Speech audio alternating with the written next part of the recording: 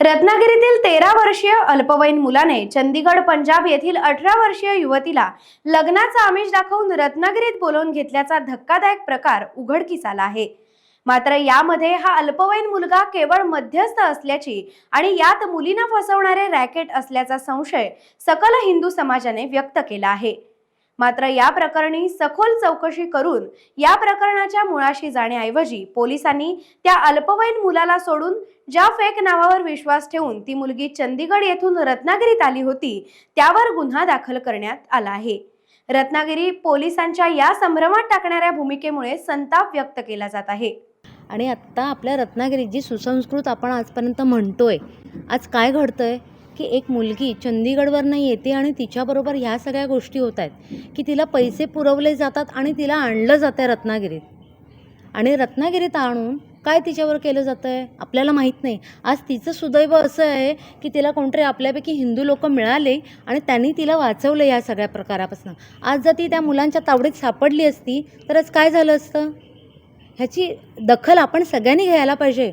आणि ह्याचं कोण बोलविता धनी आहे, म्हणजे ह्या मुलीला हे जे वागवलं गेलेलं आहे त्या मुलांकडनं, ह्याच्या मागे कोण आहे ह्याचा विचार आपण करायला हवा आता, कारण हे तिच्याबरोबर घडलं आहे। आज रत्नागिरीतल्या मुलींवर पण हे घडू शकतं आहे। उसने मुझे 2 महीनों से कह रहा था कि शादी कर लेते। मैं मान नहीं रही थी। फिर उसने मुझे बहुत फ़ोर्स किया। फिर मैंने कहा हाँ, हम कर लेते शादी। पहले तो उसने मुझे कहा 2 महीने बाद कर लेते हैं। फिर उसने मुझे बोला 10-15 दिन बाद कर ले। फिर मुझे बोला कि आज ही आ जाओ, आज ही शादी कर लेते हैं। मैं फिर मान गई। मैं शाम को घर से निकली 7:30 बजे, और उसने मेरे सारे टिकट के पैसे, उसने मुझे मना कर दिया था। कहता कि ना आप पैसे मत देना, मैं पैसे दूंगा। फिर मैंने उसकी बात मान ली। फिर जब मैं चंडीगढ़ से लखनऊ पहुंची, फिर उसने मुझे कहा अपना सिम कार्ड फेंक देना। मुझे उसने अपनी कसम दी थी कि अपना प्लीज़ सिम आपको मेरी, मैंने फेंक दिया फिर सिम कार्ड।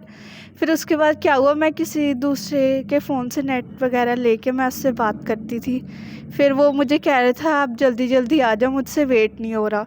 जब मैं उधर पहुंची, रत्नागिरी पहुंची, तब कोई लड़की बोल रही थी, उसी के ही नंबर से कोई लड़की बोल रही थी, और वो लड़की कहती कि ना ये तो उसने अपना नाम मुझे पूरा हर्ष यादव कुमार बताया था, पर ये सच नहीं था, वो एक फ्रॉड था। उसने मुझे फेक आईडी बना के मुझे मैसेजेस किए थे। टाइम्स डिजिटलला लाईक करा, शेअर करा, सबस्क्राईब करा आणि बेल आयकॉन दाबायला विसरू नका। Times digital.